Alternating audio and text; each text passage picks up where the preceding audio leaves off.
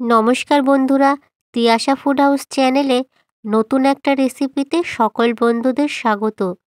আজকে আমি তৈরি করে দেখাবো ফুলকপি দিয়ে একটি নতুন রেসিপি। আমরা তো শীতকালে ফুলকপি দিয়ে অনেক রকমেরই রেসিপি বানিয়ে থাকি। আজকে আমি আপনাদেরকে তৈরি করে দেখাবো ফুলকপির পাতুরি। আপনারা যদি একবার এই ফুলকপির পাতুরি তৈরি করে থাকেন, মনে হবে যেন পরপর বানাতেই থাকি এই ফুলকপির পাতুরি।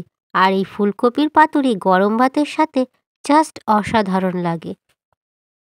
ফুলকপি পাতুরি বানানোর জন্য একটা আমি ফুলকপি নিয়েছি, আর ফুলকপিটাকে এবারে আমি কেটে নেব। একদম ছোট ছোট টুকরো করে ফুলকপিগুলো কেটে নিতে হবে। আমি এখানে ছুরি দিয়ে কেটে নিচ্ছি, আপনারা চাইলে বটি দিয়েও কেটে নিতে পারেন। একদম ছোট ছোট সাইজ করে ফুলকপি কেটে নিতে হবে।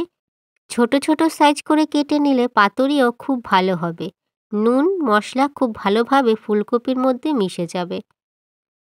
আপনারা দেখতেই পাচ্ছেন ফুলকপিগুলো ঠিক আমি এরকম ছোট ছোট করে কেটে নিয়েছি। আর বন্ধুরা, আজকের ভিডিওটি আপনারা অবশ্যই স্কিপ না করে পুরো ভিডিওটি দেখবেন। আশা করছি আজকের ভিডিওটি আপনাদের অবশ্যই ভালো লাগবে। এছাড়া ভিডিওটি ভালো লাগলে লাইক অবশ্যই করে দেবেন। আর এখনও যারা আমার চ্যানেলকে সাবস্ক্রাইব করেননি, তারা অবশ্যই আমার চ্যানেলকে সাবস্ক্রাইব করে পাশে থাকা বেল অপশনে ক্লিক করে দেবেন। এতে পরের সমস্ত রান্নার নোটিফিকেশন আপনার ফোনে প্রথমেই পৌঁছে যাবে।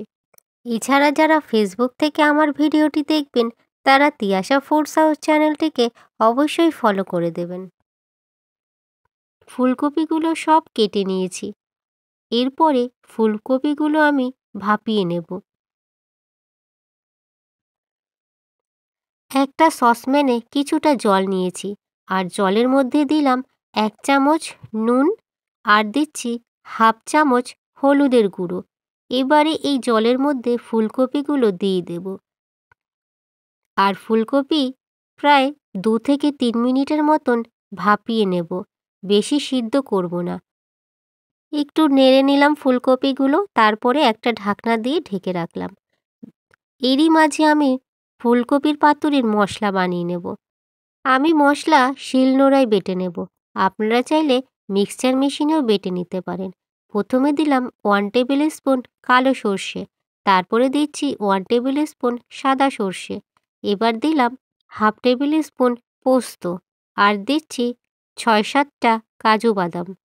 ঝালের জন্য দিলাম লঙ্কা, আর কিছুটা দিলাম নুন। এইবারে অল্প অল্প জল দিয়ে খুব ভালো করে শিলনোড়ায় সব মশলাগুলো বেটে নেব। আর এদিকে ফুলকপিও ভাপ দেওয়া হয়ে গেছে।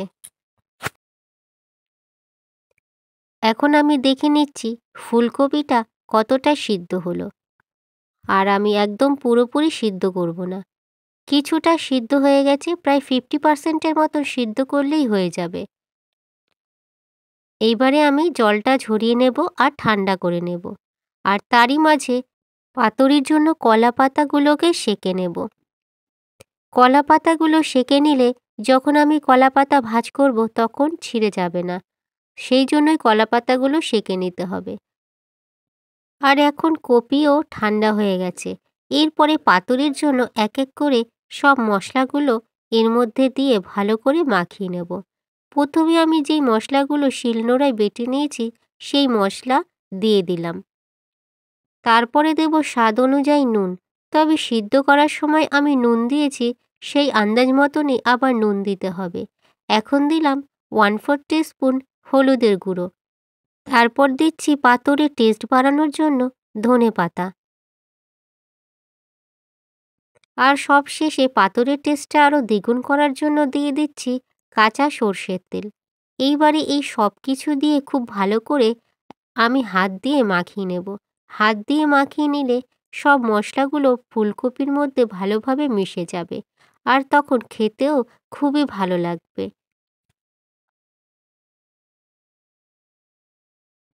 আর এখন কপি সব মশলা দিয়ে পাতুরির জন্য খুব ভালো করে মাখানোও হয়ে গেছে। এরপরে আমি কলা পাতায় দিয়ে দেব। এখন কলা পাতার ওপরে এই ফুলকপির কাঁচা পাতুরি দিয়ে দিচ্ছি। কপি দিয়ে ভালো করে সমান করে দেব, যাতে কলা পাতাটা ভালোভাবে ভাঁজ করা যায়। তার জন্য কপি দিয়ে এরকম একটু হাত দিয়ে সমান করে দিলাম। এবারে আমি কলা পাতা ভাঁজ করে দেব। কলা পাতা ভাঁজ করে সুতো দিয়ে বেঁধে দেব। আমি এখানে দুটো কলা পাতার মধ্যে পাতুরি দিয়েছি। তারপর পাতুরি রান্না করে নেব। গ্যাসের ওভেনে একটা তাওয়া বসিয়েছি। তাওয়াটা প্রথমে হাই ফ্লেমে 1 থেকে 2 মিনিট গরম করে নিয়েছি। এইবারে পাতুরির কলা পাতা দিয়ে দিলাম আর একটা ঢাকনা দিয়ে 5 মিনিটের মতন ঢাকা রেখে দিলাম। ঢাকা থাকলে পাতুরি পাতার ভেতর থেকে খুব ভালোভাবে হয়ে যাবে। 5 মিনিট পরে আমি কলা পাতাগুলো উল্টে দিচ্ছি। উল্টে আবারও 5 মিনিটের জন্য ঢাকা রেখে দেব। ঠিক 5 মিনিট পরে আবারও ঢাকনা সরিয়ে আমি দেখে নিচ্ছি পাতুরিগুলো হয়ে গেছে। এইবারে আমি নামিয়ে নিলাম। আর দেখতেই পেলেন বন্ধুরা, ফুলকপির পাতুরি রেসিপি কতটা সহজ আর খেতে খুবই টেস্টি। আর ফুলকপির পাতুরি পুরোপুরি রেডি। গরম ভাতের সাথে পরিবেশন করব। আর আপনারা দেখতেই পাচ্ছেন ফুলকপির পাতুরি দেখতেও যতটা লোভনীয়, খেতেও ততটাই দারুণ আর মজাদার। আর বন্ধুরা, আজকের এই ফুলকপির পাতুরি রেসিপিটা কেমন হয়েছে সে বিষয়ে কমেন্ট করে আমাকে কমেন্ট বক্সে জানিয়ে দেবেন। আর রেসিপিটা বন্ধুদের সাথে শেয়ারও করে দেবেন। আপনারা অবশ্যই ভালো থাকবেন, সুস্থ থাকবেন। আর পুরো ভিডিওটি দেখার জন্য অসংখ্য ধন্যবাদ।